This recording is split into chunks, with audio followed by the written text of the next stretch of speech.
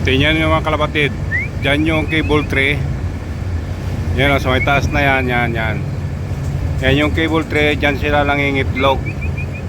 Tingnan mo, pag nakapisa na sila at marunong lang lumipad-lipad, baka pumatong dito sa tubo na to at na-slide, bagag isda ang kakain sa kanila mga kalapatid.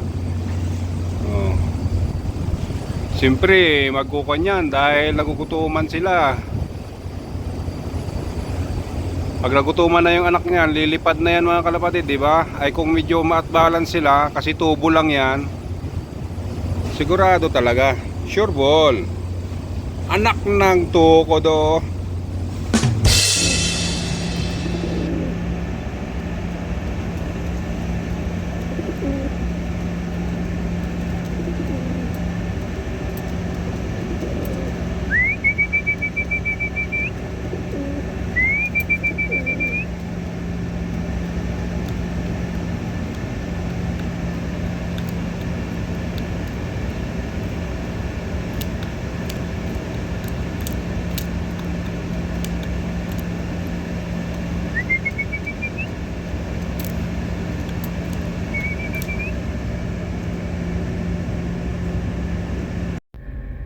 Dalawa na sila mga kalapatid.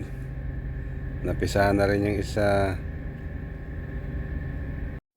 Unang araw ng kapakanakan ng anak ni Balbon. Pero guys, napansin ko lang, pag Balbon pala, Balbon na rin yung paa kahit kapapanganak pa lang. Kapapanganak pa lang yan, day 1, ang paa niya ay Balbon na rin. Galing. Ito ang kuya nila. Yan ang unang anak ni Balbon, lalaki. Balbon din, no? Yan ang unang anak ni Balbon.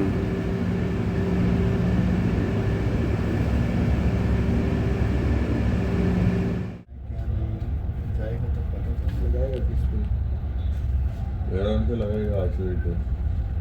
Isa ni lagay.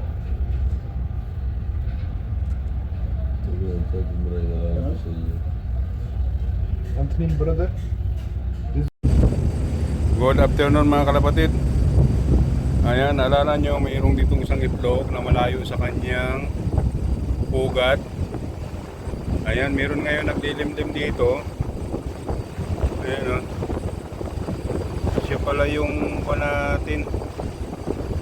May itlog na naman sila dito. Oh, dalawa mga kalapatid. Siya pala yung ating itlog dito. Dalawa mga kalapatid, oh. Ayan, dalawang itlog niya mga kalapatid. Tapos yung dalawa nating kalapati dito sa taas mga kalapatid,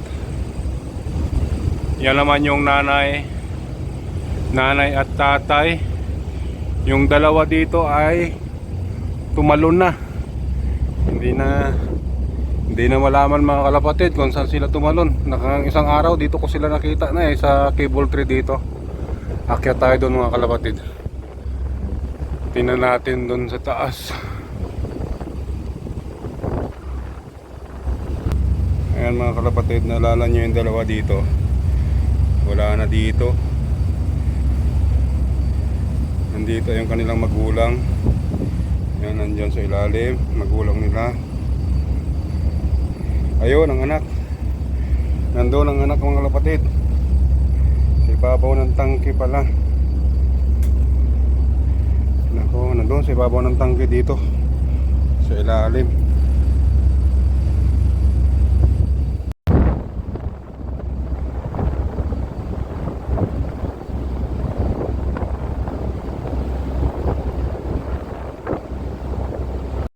Tingnan nyo mga kalapatid, dito yung kanilang pugad. Yan o, yung may cable tree na yan, sa taas banda na yan, yan.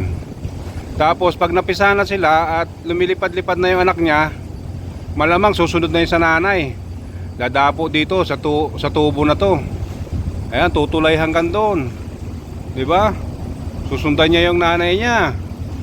Pag nasundan niya yung nanay niya, Dito pa uli-uli sila, biglang na-slide, ay hindi pa masyado marunong lumipad.